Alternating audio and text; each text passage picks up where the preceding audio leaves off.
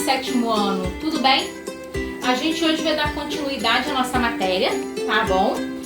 Vamos falar sobre a nossa unidade 3 do livro, que tem como tema Novas Formas de Pensar, Desenvolvimento Científico. A gente vai tentar entender aí como é que se deu esse desenvolvimento científico pós-renascimento cultural e reforma religiosa, tá bom? Mas para isso a gente vai voltar um pouquinho, vai falar um pouquinho sobre as nossas matérias anteriores, para a gente conseguir entender o contexto em que a Europa estava inserida para que esse desenvolvimento científico acontecesse. O que a gente vai ver? A gente precisa conhecer, tá?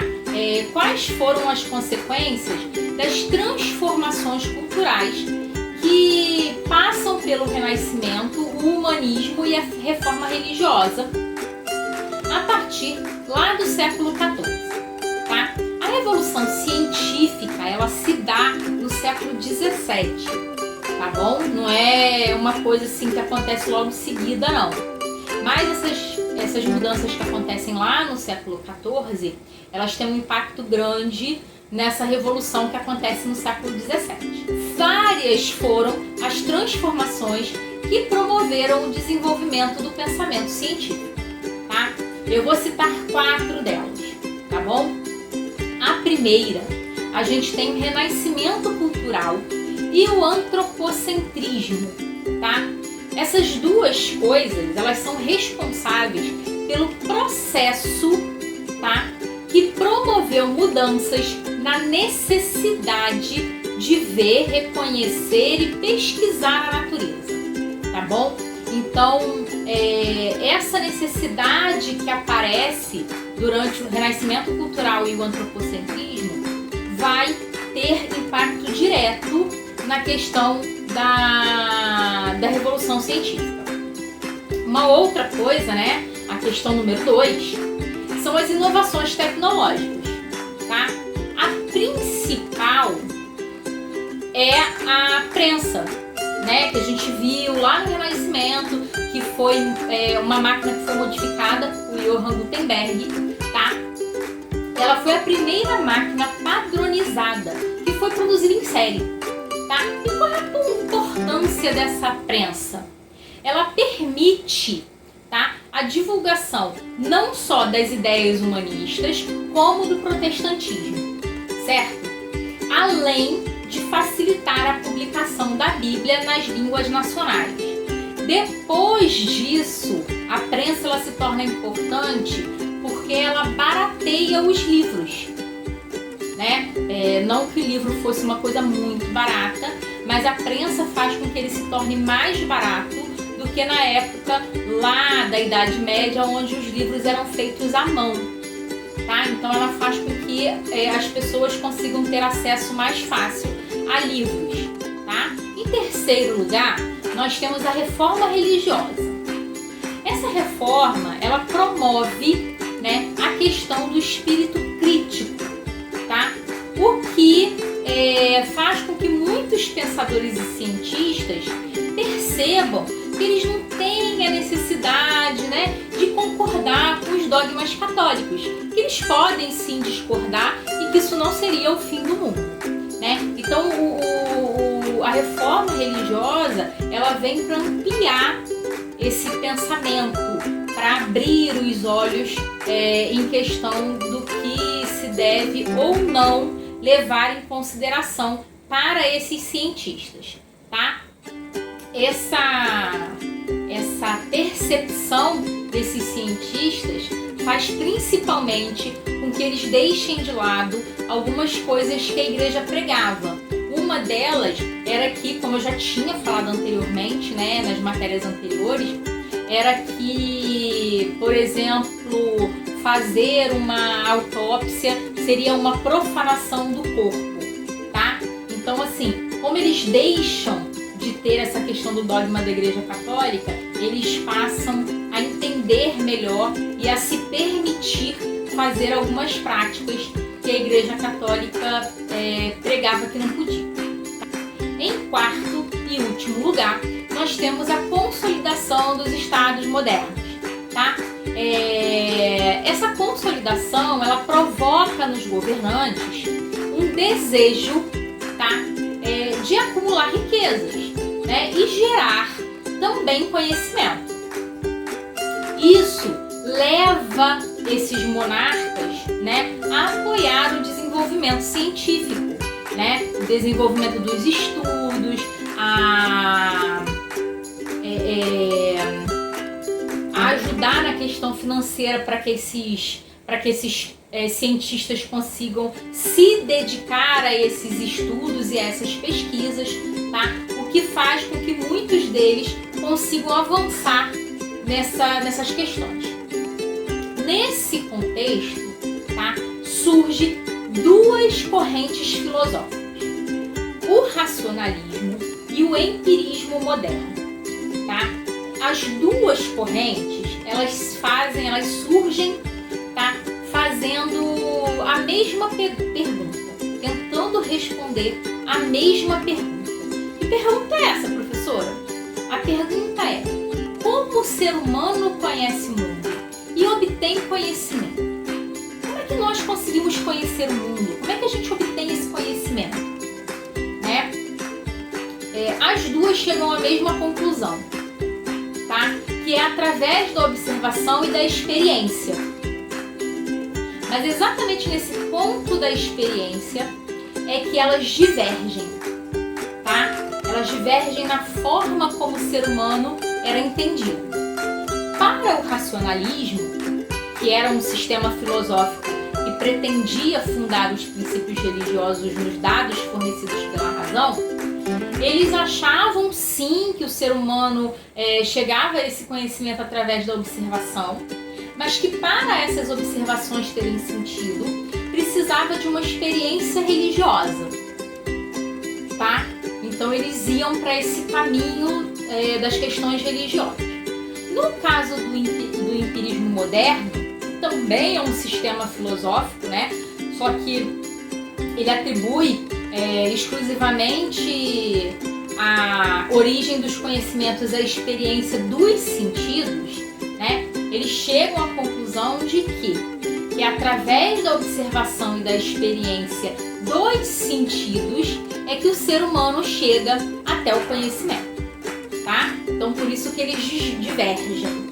O racionalismo vai para o lado mais religioso e o empirismo ele vai mais para a questão dos sentidos, tá?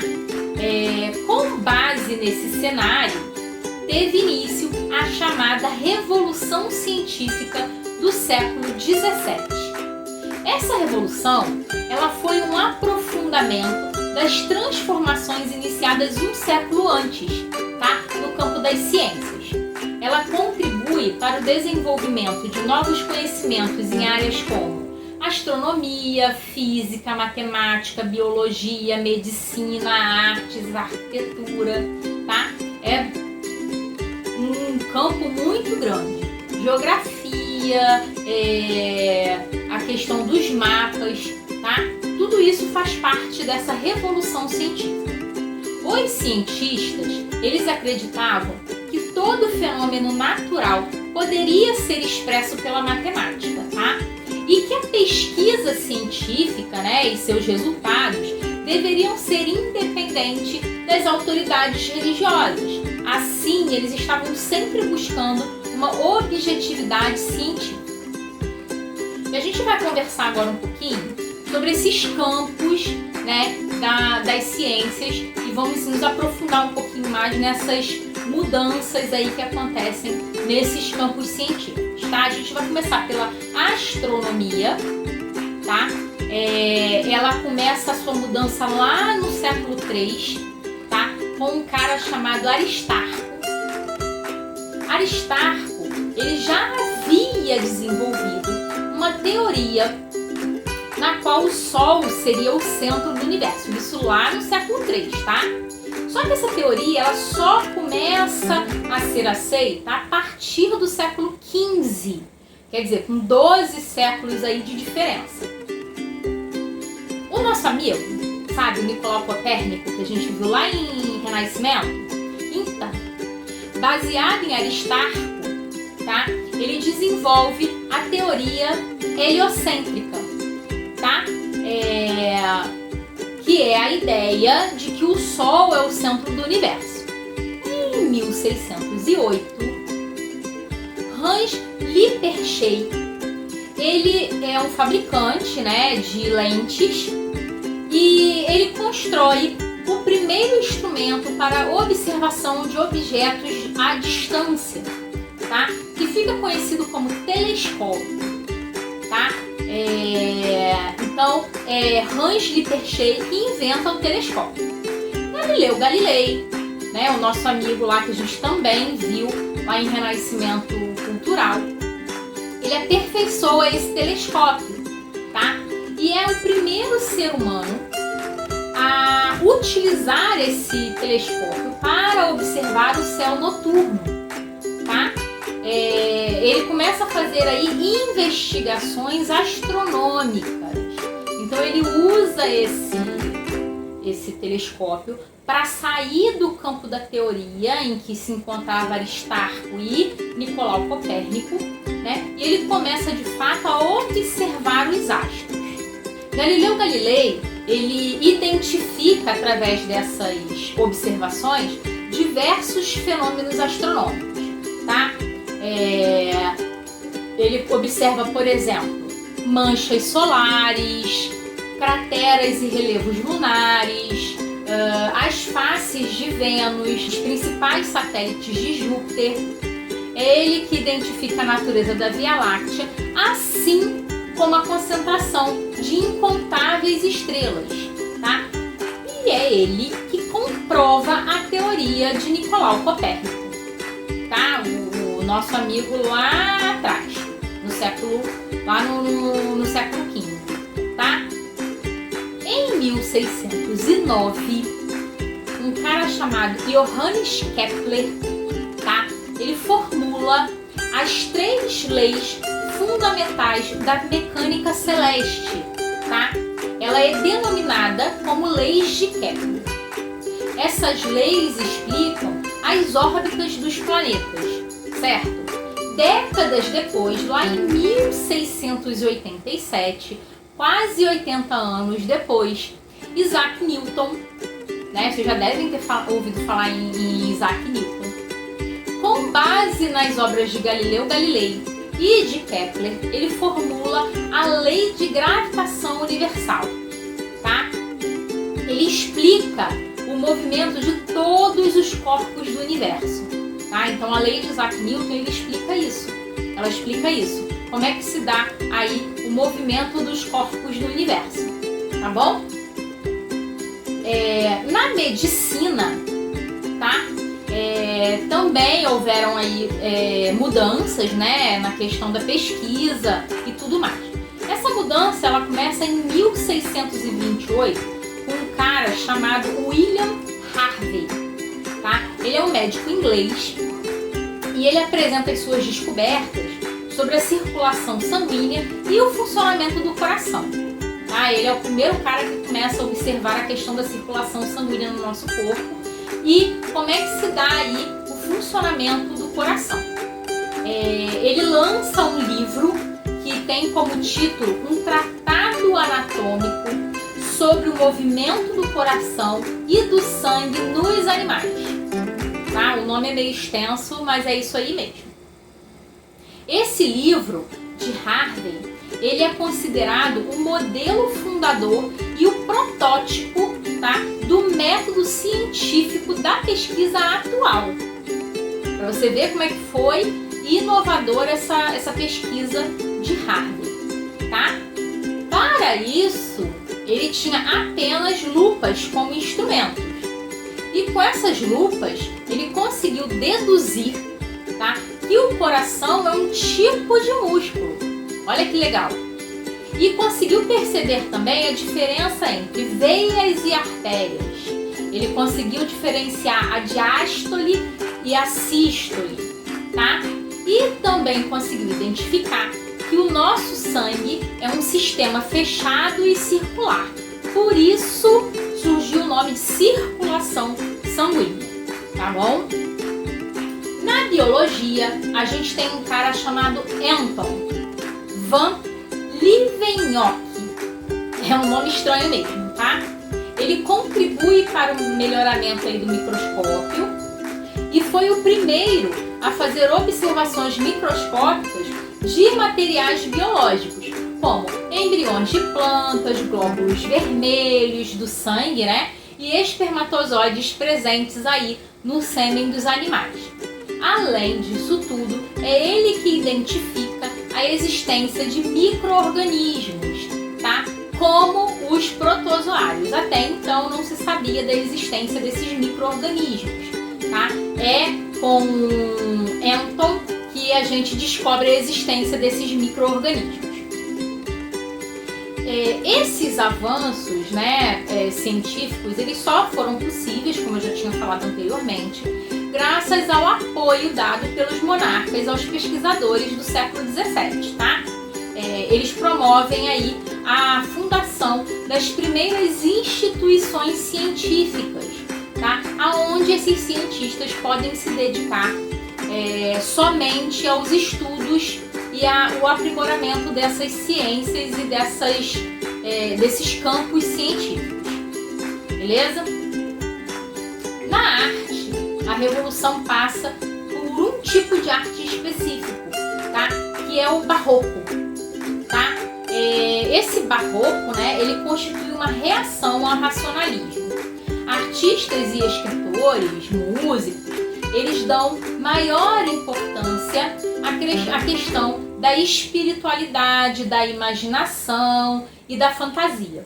E foi usado pela Igreja para enfrentar os desafios propostos pela reforma religiosa. No caso das obras artísticas barrocas, né, elas dão ênfase à emoção, drama, movimento espetaculoso, né, elas dão aí ênfase na questão do teatro, daquela coisa dramática e tal. Na música, a gente pode citar aí dois compositores de música clássica, tá? Um é Bach e o outro é Vivaldi. E no caso da pintura, a gente tem o Michelangelo e o Caravaggio, tá bom? No caso da arquitetura, aconteceu principalmente essas mudanças nas igrejas, tá? E edifícios na Península Ibérica, Itálica, nas colônias espanholas e portuguesas na América, tá? Tinham como característica principal construções monumentais e palácios, tá? Além de teatros e igrejas. Eles estavam buscando sempre impactar os sentidos pela sua exuberância, opulência e grandiosidade. Então, na arquitetura, essas mudanças, elas estão sempre ligadas à questão da exuberância, da grandiosidade, né? Daquela coisa de deixar as pessoas boquiabertas, né? A ideia era impactar, tá? Com as suas construções. Na cartografia, a gente passa aí pela questão geográfica, né? E pela questão das inovações tecnológicas. Os mapas deixam de representar regiões muito próximas e começam a representar regiões cada vez mais distantes, tá? Demonstrando que o mundo era muito maior do que se imaginava. Isso tudo se dá graças à Revolução Científica e à exploração de novas terras, tá? Três desenvolvimentos técnicos foram importantes na história da exploração e da expansão ultramarina. A gente tem a questão o estudo da geografia e da astronomia, tá? Com o consequente desenvolvimento da cartografia, obviamente.